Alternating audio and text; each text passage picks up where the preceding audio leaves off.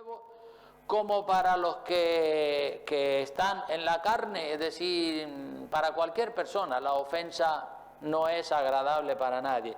Las personas que están en la carne, las personas que no están en el espíritu, que son carnales, estos pagan mal por mal, es decir, ofensa por ofensa, desprecio por desprecio, insulto por insulto, distanciamiento por distanciamiento.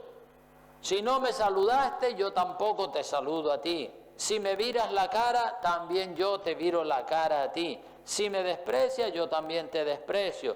Si no te acercas a mí, pues yo tampoco me voy a acercar a ti. Así que tanto el que ofende como el que es ofendido se mantienen distantes, no se relacionan, no se saludan, no se citan el uno al otro para hablar con paciencia, con misericordia y para aclarar los malos entendidos o los malos comportamientos que hayan podido acontecer en esa relación, tanto en el pasado como en el presente. Y lo más fácil, el camino más fácil para todos es cerrarse, desentenderse, apartarse, romper relaciones, distanciarse, no hablar, y eso es justo exactamente lo que el diablo quiere. Algunos y algunas, siendo cristianos y cristianas, hacen más la voluntad del diablo que la voluntad del Señor. La voluntad del Señor obviamente es perdonarse, reconciliarse, cerrar ese capítulo y guardarlo ya en el baúl de los malos recuerdos y abrir una etapa nueva para que la gloria de Dios pueda fluir entre nosotros. La voluntad del diablo es siempre el camino más fácil. El camino más fácil siempre es del diablo. Y el camino más fácil es, pues si te hizo daño, si te maltrató o te menospreció, rompe relaciones, distánciate, apártate de él, de tu hermano, de tu hermana, que se congrega contigo en la misma iglesia, ¿verdad? Apártate. Mis hermanos y mis hermanas en Cristo son todos los que se congregan en esta iglesia. Ustedes son mis hermanos y yo soy el hermano de ustedes.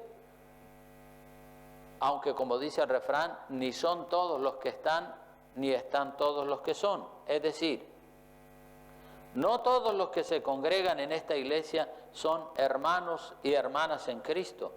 Algunos y algunas están en el camino de llegar a ser hermanos y hermanas. ¿Por qué? ¿Por qué digo que están en el camino? Pues porque todavía no se han integrado completamente en la iglesia, ni han dado el paso del bautismo, ni nada, sino sencillamente se quedan ahí escuchando y pasa el tiempo y están estancados y no avanzan.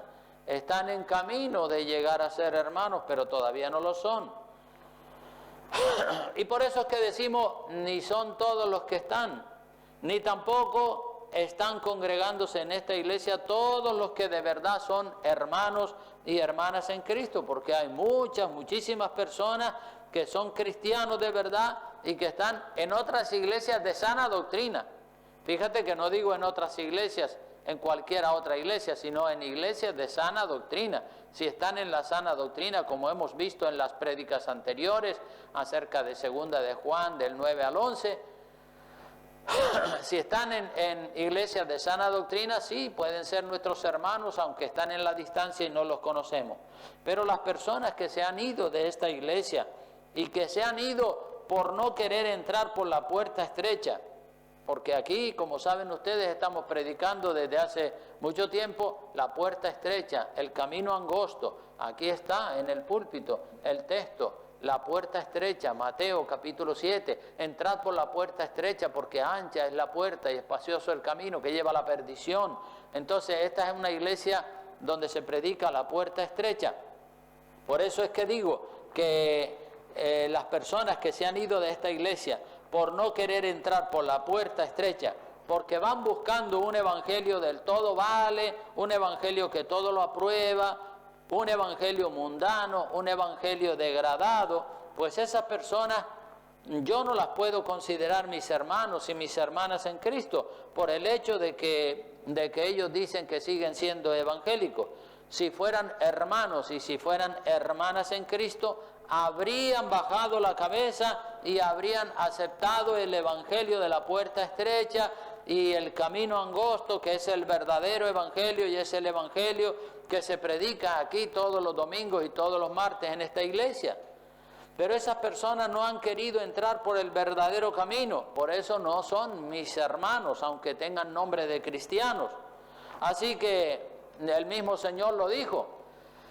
Dijo el Señor: no todo el que dice Señor, Señor, no todo el que alaba a Dios, no todo el que cree en Dios es un hermano o una hermana. Puede ser un creyente, pero creyente, hasta el diablo es creyente también, ¿verdad? Y el diablo sabemos que está condenado. Creer en Dios y hacer 4 apariencias de que creemos en Dios o cosas así no es suficiente. La persona tiene que haber nacido de nuevo y tiene que verse en la persona un cambio radical y un espíritu de mejorar todo lo mejorable.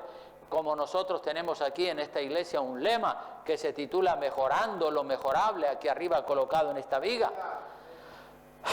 Pero las personas que no quieren mejorar, sino que quieren empeorar el cristianismo o que lo quieren degradar, esas personas no pueden ser llamados hermanos. Así que no le llame a todo el mundo, a todas las personas, hermanos o hermanas. Llámele hermano o hermana a las personas que usted sepa que son verdaderos cristianos, que se están tomando el evangelio en serio. Algunos creen que hasta los testigos de Jehová, que los católicos, que los musulmanes, los mormones y todos los que se congregan en iglesias de falsas doctrinas son nuestros hermanos en Cristo. Y no es así. No, esos no son nuestros hermanos en Cristo. Serán en todo caso primos lejanos, muy lejanos, ¿verdad? Pero hermanos en Cristo no lo son. Las personas que están en el Espíritu y que son hijos y que son hijas de Dios, se dejan tratar, se dejan aconsejar del pastor, se dejan aconsejar de la palabra de Dios y además pagan bien por mal, no pagan mal por mal, sino bien por mal. Los hijos y las hijas de Dios pagan bien por el mal recibido y oran por aquellas personas que nos han despreciado, que nos han tratado mal. Oramos por ellos para que Dios los ayude, para que Dios los bendiga y para que Dios les abra el entendimiento y de verdad tengan una conversión genuina. Entonces el título del mensaje es Pasando por alto, ¿qué cosa? La ofensa, ¿verdad? Solo las personas que viven en el Espíritu son las personas que pueden pasar por alto la ofensa de otra persona. Es decir, si tú estás en el Espíritu y estás lleno del poder de Dios, cuando alguien te ofende, pasas por alto esa ofensa, porque no te pones al nivel de esa persona. Pero estamos llamados a ser misericordiosos y a perdonar a todos los demás, sean cristianos o no, perdonémoslo de todo corazón. Vamos a ver otro pasaje de la Biblia que está en el libro de Santiago. Santiago capítulo 2 versículo 13, vea lo que dice la palabra del Señor ahí.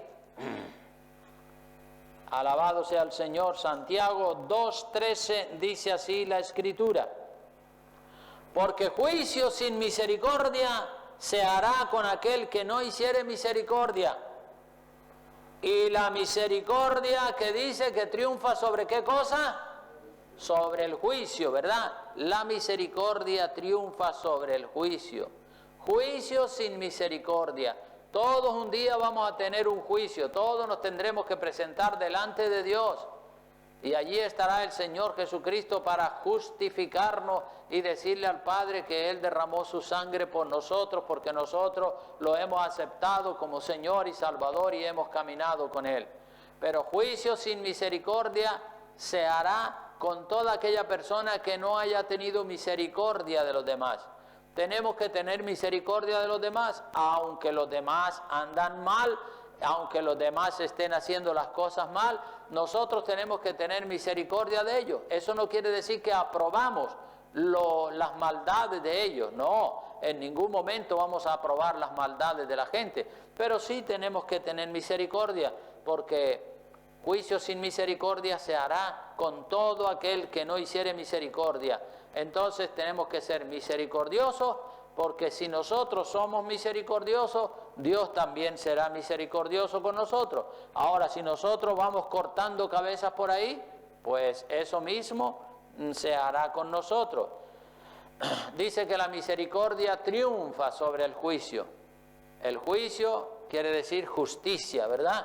Justicia, juicio. Juicio justo es, si la hiciste, la tienes que pagar. Misericordia es, si la hiciste, no la tienes que pagar. Ya alguien pagó por ti. Cristo en la cruz del Calvario, en este caso. Entonces, misericordia es, la hiciste mal, pero te hemos tratado con misericordia a pesar de que hiciste mal. Y el juicio, pues el juicio justo es, la hiciste y la tienes que pagar. Otro verso que se encuentra en Santiago capítulo 3, versículo 2, acerca de si nos han ofendido, Santiago capítulo 3, versículo 2, dice, porque todos ofendemos muchas veces, todos hemos ofendido muchas veces. Si alguno no ofende en palabra, este es varón perfecto, capaz también de refrenar todo su cuerpo. Ojalá que podamos llegar a ese nivel y decir, pues ya yo no ofendo de palabra a nadie. Entonces somos varones y mujeres, varonas perfectas. Pero todos hemos ofendido en el pasado, en nuestra vida de inconverso. Y como hemos ofendido, pues tenemos que perdonar a los que nos ofenden en la actualidad, para que en aquel día Dios en su misericordia tenga compasión de nosotros. Así que si a ti te han ofendido y tú también has ofendido, y si deseas que Dios te perdone, tú también debes de perdonar. Tenemos que amarnos de todo corazón los que nos congregamos aquí en esta iglesia, hermanos. Somos hermanos, tenemos que amarnos por la sencilla razón de que nos estamos viendo las caras cada semana, cada domingo, cada martes nos vemos las caras. Y tenemos la responsabilidad de saludarnos y de bendecirnos. Miren lo que dice Primera de Juan 4, 20 al 21, un poco más adelante de Santiago se encuentra Primera de Juan capítulo 4, versículos 20 al 21, donde dice la palabra de Dios así, dice, si alguno dice, y esto yo lo he oído en muchas ocasiones, si alguno dice, yo amo a Dios, y aborrece a su hermano, dice la Biblia que es, ¿qué cosa? Mentiroso, pues el que no ama a su hermano, a quien ha visto, ¿cómo puede amar a Dios a quien no ha visto? Hemos visto personas que no perdonan, que aborrecen a su hermano, y sin embargo dicen, yo amo a Dios, pero ¿qué dice? Mentira. No amas a Dios, porque la Biblia dice que si alguno dice yo amo a Dios y aborrece a su hermano, es mentiroso, pues el que no ama a su hermano, a quien ha visto, ¿cómo puede amar a Dios a quien no ha visto? Y nosotros tenemos este mandamiento de Él, de Dios, el que ama a Dios, que dice, ame también ¿a quién? A su hermano. Así que yo le propongo a todos ustedes que después del culto no salgan corriendo como hacen algunos, ¿verdad? Muchas veces cuando el culto termina, algunos se van, desaparecen, no son capaces de acercarse a los demás a saludarle. Por eso yo le hago una propuesta a todos ustedes, que después del culto no salgan corriendo como hacen algunos. Vayan a saludar a aquellas personas que con frecuencia no las han saludado. No cuesta tanto.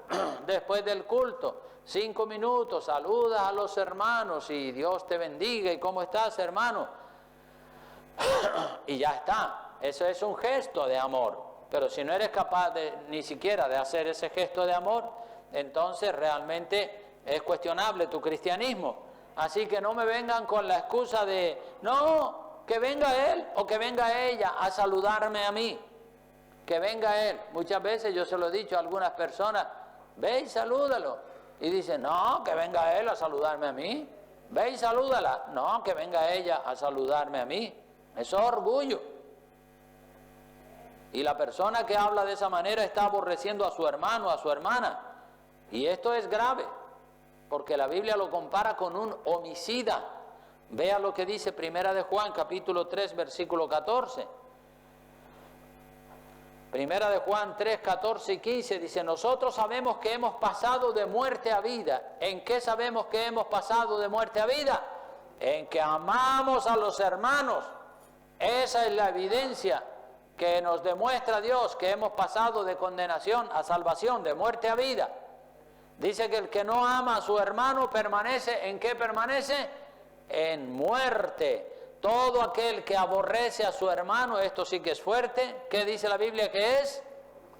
Homicida, asesino. Y sabéis que ningún homicida tiene vida eterna permanente en él. Otro verso también que nos habla claro, Primera de Juan, capítulo 4, versículos 7 y 8, donde dice, amados, amémonos unos a otros porque el amor es de Dios. Todo aquel que ama es nacido de Dios y conoce a Dios. El que no ama, ¿qué dice la Biblia? No ha conocido a Dios, porque Dios, ¿cómo es? Amor. Y Primera de Juan, capítulo 2, versículo 3 al 6, dice así, 3 al 6 del capítulo 2, dice, el que dice que permanece en Él, que permanece en Cristo, debe andar como Él anduvo. A ver, estaba un poco adelantado. El verso 3 dice, y en esto sabemos que nosotros le conocemos si guardamos sus mandamientos, verso 3. Verso 4, el que dice yo le conozco y no guarda sus mandamientos, el amor, el saludarnos y lo demás, el tal es mentiroso y la verdad no está en él. Verso 5, pero el que guarda su palabra, en este verdaderamente el amor de Dios se ha perfeccionado. Por esto sabemos que estamos en él. El que dice que permanece en él debe andar ¿de qué manera? Como él anduvo, exactamente. Entonces, si tú eres capaz de pasar por alto la ofensa, eso es una evidencia de que tú estás sano espiritualmente. No estás enfermo. Si eres capaz de pasar por alto la ofensa de otra persona, estás sano. Pero si cuando alguien te ofende te atragantas y ya no lo puedes ni siquiera mirar a la cara, entonces es que estás enfermo espiritualmente. Y el primer domingo del mes de julio, en el que pronto entraremos, vamos a tomar la Santa Cena. Y no debemos por la cuenta que nos trae tomar la Santa Cena aborreciendo a las personas o teniendo algún resentimiento, algún resquemor contra este o contra el otro, porque la Biblia dice en Primera de Corintios capítulo 11 que el que come y bebe indignamente, es decir, en pecado, juicio come y bebe contra sí mismo, por lo cual hay muchos enfermos y debilitados entre vosotros, y muchos duermen, se murieron ya por haber tomado de la Santa Cena indignamente. Entonces la gente de esta iglesia sabe que eso es así, y vemos que muchas personas se abstienen. Incluso hay personas que cuando llega el primer domingo del mes dicen no voy a la iglesia porque hoy se celebra la Santa Cena y como yo no la puedo tomar para no sentirme ahí excluido, pues no voy a la iglesia. Hacen mal con eso, ¿verdad? Y algunos están mal y dicen, uy, yo no puedo tomar la Santa Cena, estoy mal, tengo una carga de conciencia, tengo un asunto pendiente, no lo he resuelto, por tanto yo vengo al culto y me abstengo de tomar la Santa Cena. Y eso lo podemos entender por un mes. Pero lo que no podemos entender es lo que hacen algunas personas que dicen, hoy estoy mal y hoy no tomo la Santa Cena. Viene el próximo mes, dice, hoy también sigo estando mal y no voy a tomar la Santa Cena. Pasan 4 meses y la persona dice, sigo estando mal, no voy a tomar la Santa Cena. Pasa un año, a ustedes les parecerá insólito, pero es así. Pasa un año y la persona dice, no puedo tomar la Santa Cena porque tengo un asunto pendiente. Y ese asunto pendiente, esa carga de conciencia lleva ya 6 meses, 1 año, 2 años, 3 años, 4 años. Y hay personas que llevan hasta 6, 7 y 8 años sin tomar la Santa Cena, siendo cristianos. Y uno dice, pero bueno, ¿y cuándo van a arreglar ese problema? ¿Dónde está el temor de Dios que dice que tienen? Porque si no toman la Santa Cena porque se sienten cargados de conciencia, pues lo lógico sería que resolvieran el problema que tienen y al siguiente mes tomaran la Santa Cena. Pero es que pasan meses y años y no toman la Santa Cena. Y entonces uno dice, pero sigue viniendo al culto, pero no es capaz de resolver, a pesar de que se le ha dicho, no es capaz de resolver el asunto, el problema que tiene, y sigue y pasan los meses y pasan los años y la persona más fresco que una lechuga. Y dice uno, pero bueno, ¿y hasta cuándo va a estar esta persona así? Está poniendo en riesgo la salvación de su alma. Si Cristo viene y lo coge en ese o la coge en ese estado, esa persona se queda. O si se muere de un infarto, de un accidente, lo que sea, se va para el infierno, porque está poniendo en riesgo la salvación de su alma. Entonces salude, perdone, ame, rompa el distanciamiento, no prolongue por más tiempo ese distanciamiento con su hermano, con su hermana. Acérquese usted a él o a ella y no espere que le vengan a sus pies como si usted fuera el perfecto y el otro el imperfecto, y pase por alto la ofensa de una vez para siempre y perdone ya. Aleluya. Yo recuerdo que cuando yo estaba en Gran Canaria alguien me ofendió muchísimo y hasta me ofrecieron pegarme 4 bofetones y me dijeron cosas feas que no las voy a citar aquí. Y dice que era cristiano esa persona. Y yo me vine a Lanzarote y esa persona no me pidió perdón. Y yo estaba diciendo, Señor, pero mira todo el daño que me hizo y no ha sido capaz de pedirme perdón. Vamos a esperar 6 meses más a ver si se le ocurre llamarme y pedirme perdón. Pasan 6 meses, pasa 1 año y no me pide perdón. Y yo diciendo, Señor, pero mira, yo con ese dolor en el corazón, con esa herida abierta, y la persona no pedía perdón. Y ya el tiempo se estaba echando encima y entonces en oración el Señor me hace entender que tengo yo que ir a pedirle perdón a Él. Digo yo, Señor, pero si yo no le hice nada. Fue Él el que me ofendió, el que me llamó tonto, ignorante, te pego un bofetón, me dijo. Digo, madre mía. Y ahora yo tengo que irle a pedir perdón a Él. Sí, vete y pídele perdón porque tú lo aborreces, tú tienes cierta rabia contra Él por lo que Él te hizo, claro. Y yo digo, bueno, sí, es verdad que le tengo rabia porque realmente no ha sido capaz ni siquiera de pedirme perdón encima de que me ofendió. Entonces vete tú y pídele perdón a Él por haberle tenido rabia. Entendí que Dios me decía eso. Así que fui a Las Palmas y lo llamé y me reuní con él y le pedí perdón y le dije, mira, por lo que tú me hiciste yo tenía cierta rabia contra ti, así que te pido perdón. Y él se quedó más fresco que una lechuga, dice, muy bien, te perdono. Pero él no me pidió perdón a mí. Y yo digo, ay Señor. Bueno, vale, pues nada, tranquilo, que Dios te bendiga, y nos despedimos y me marché para acá. Yo le pedí perdón a ella, yo me quité ese malestar y ya di por sentado que él es una persona que tiene el corazón endurecido, que es de estas personas que hieren a los demás y es normal para ellos, es normal para ellos ofender, despreciar y se quedan tan campantes como si se hubieran tomado una Coca-Cola en un bar por ahí.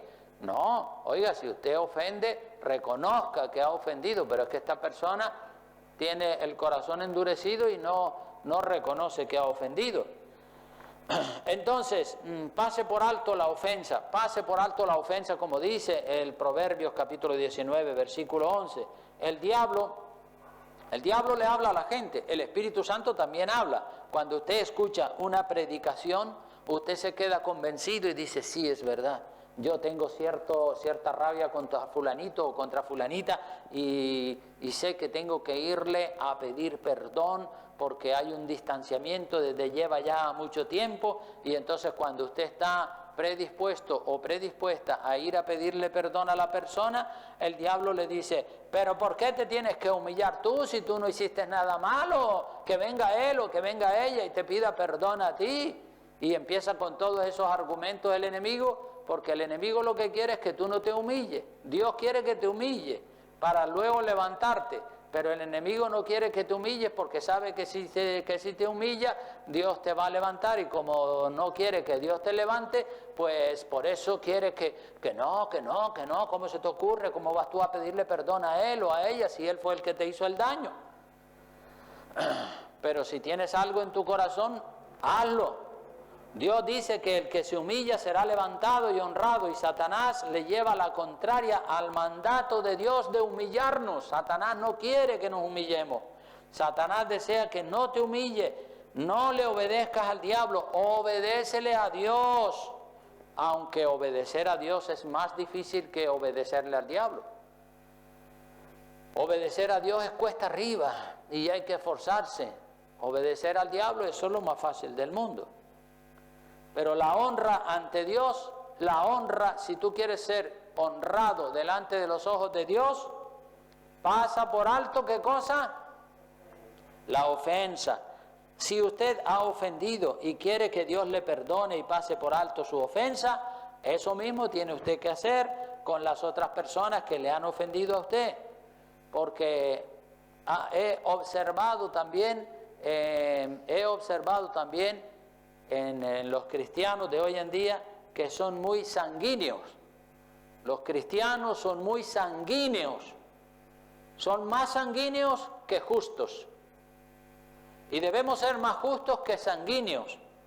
Una persona justa, si el hijo, la hija, el padre, la madre, el hermano, quien sea que tenga vínculo de sangre, hace lo malo, tiene que llamarle la atención y decirle, eres mi hijo, eres mi padre, eres mi madre, pero estás haciendo las cosas mal. No puedo defenderte, aunque seas mi hijo o mi hija, yo no te puedo defender. Una persona sanguínea defiende al hijo, defiende a la hija, al hermano, al padre, a la madre, aunque lo que esté haciendo ese familiar no sea correcto, lo defiende. Y siempre que digo esto me acuerdo de una hermana allá en Gran Canaria, que ella tenía un hijo peleón, camorrista y problemático, y ese hijo de ella inició una pelea con otro que no tenía culpa. Y entonces ella, cuando lo vio allí discutiendo, esta hermana salió como una leona enfurecida a defender a su hijo. Y yo le dije, hermana, ¿qué está haciendo? ¿Cómo se le ocurre defender a su hijo? ¿No ve usted que ha sido su hijo el que ha tenido la culpa de todo este lío? Y ¿sabe qué me dijo ella? ¿Y a mí qué me importa? Yo tengo que defender mi sangre, mi hijo es mi sangre, lo tengo que defender. Sanguínea. El concepto que tenía de la justicia era cero. No entiende lo que es la justicia de Dios. Ella defendía la sangre, el vínculo de sangre. El vínculo de sangre que ella tenía con su hijo estaba por encima del concepto de la justicia. No puede ser así. ¿Qué concepto más pobre tenía esa hermana acerca de lo que es la justicia? Tiene que estar Dios primero, hermanos, y tenemos que aprender a pasar por alto la ofensa. Cuando usted quiere, escuche esto, cuando usted quiere mantener una relación viva con alguien, repito, cuando usted quiere mantener una relación viva con alguien, con su padre, con su madre, con su hijo, con su hija, con su marido, con su esposa, con su novio, con su novia, usted se dispone a pasar por alto la ofensa. que le ha hecho su marido, su esposa, su hijo, su hija, quien sea, porque tiene un vínculo de sangre muy fuerte, y usted dice, bueno, vamos a pasar por alto esa tontería de mi hijo, o esa tontería de mi marido o de mi esposa, vamos a mirar para otro lado, y pasa por alto esa ofensa, eso que hizo que a usted le dolió. Usted lo pasó por alto porque tiene un vínculo de sangre muy fuerte con esa persona. Pero si sucede un problema con alguien que no tiene vínculo de sangre, que es a lo mejor un hermano en la fe de la iglesia, y ese hermano o esa hermana le ofendió a usted, entonces ya no tiene la disposición de pasar por alto esa ofensa. Porque como no tiene vínculo de sangre, si no es un hermano en la fe, dice, si no me saluda, yo no lo saludo. Si me desprecia, yo lo desprecio. Si pasa de mí, yo también paso de él. Entonces la actitud que tenemos cuando queremos mantener una relación viva, por lo que nos conviene, estamos dispuestos a pasar por alto las ofensas de un familiar cercano. Pero si la persona que nos ofende no es un familiar que tiene vínculos de sangre, sino es un hermano en la fe, entonces decimos, pues si él se aparta, que se aparte, y si rompe, que rompa, y yo no le debo nada, y entonces pues no tenemos la misma disposición para perdonar o para pasar por alto la ofensa que nos haga un hermano en la fe, como la que tenemos cuando el que nos ofende es el padre, la madre, el hijo, la hija, el marido, la esposa. Por eso digo que muchos cristianos y cristianas tendrían que ser más justos que sanguíneos, pero son más sanguíneos que justos. Entonces cuidamos más la relación sanguínea por el parentesco de sangre que tenemos con el familiar, que la relación espiritual que podamos tener con un hermano, con una hermana en Cristo, en la iglesia. Y voy terminando ya, pero quiero leer 2 versos más antes de terminar. Uno está en Romanos 3:21. Vaya a Romanos capítulo 3, versículo 21, donde dice la palabra del Señor así: pero ahora, Romanos 3:21, pero ahora, aparte de la ley, se ha manifestado la justicia de Dios testificada por la ley y por los profetas. La justicia de Dios por medio de la fe en Jesucristo, para todos los que creen en Él, porque no hay diferencia, por cuanto todos pecaron y están, ¿cómo están? Destituidos de la gloria de Dios. Todos hemos pecado y estábamos en el pasado destituidos de la gloria de Dios. Ahora hemos sido restituidos y la gloria de Dios ya está otra vez en nosotros. Pero cuando estábamos en pecado, estábamos destituidos de la gloria de Dios.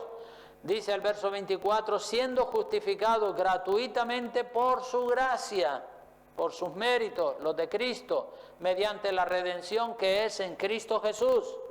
Y el verso 25 dice, a quien Dios puso como propiciación por medio de la fe en su sangre para manifestar su justicia, a causa de ¿qué dice? De haber pasado por alto. Ese término de pasar por alto, pasando por alto la ofensa, pasando por alto los pecados, aparece con frecuencia en la Biblia. A causa de haber pasado por alto en su paciencia los pecados pasados. Fíjate que cómo Dios ha pasado por alto nuestros pecados. No los ha tenido en cuenta. Dice, con la mira, verso 26, de manifestar en este tiempo su justicia, a fin de que Él sea el justo y el que justifica al que es de la fe de Jesús. Es decir, Jesucristo es el justo. No hay justo sino uno solo, Jesucristo. Justo en el sentido más absoluto de la palabra. Entonces, cuando nosotros aceptamos a Cristo, después de habernos arrepentido de nuestros pecados, es como que Dios coge el manto de la justicia de Jesucristo y lo pone sobre nosotros, y entonces Dios ya nos ve a nosotros como justos. No por nuestros méritos, sino por los méritos de Cristo. Es decir, ya Dios no nos mira como pecadores, sino como justos, porque la justicia de Jesucristo se nos ha implementado a nosotros. Y esto ha sido un gesto gratuito, un gesto de misericordia de Dios, que ha pasado por alto nuestras miserias y nuestros pecados. Y termino ya leyendo Hechos de los Apóstoles, capítulo 17, versículos 29 hasta el 31. Dice: siendo pues linaje de Dios, fíjate lo que dice, que nosotros somos ahora linaje de Dios. En otra parte de la Escritura dice que somos real sacerdocio, nación santa, pueblo adquirido por Dios, para que anunciemos las virtudes de aquel que nos llamó de las tinieblas a su luz admirable.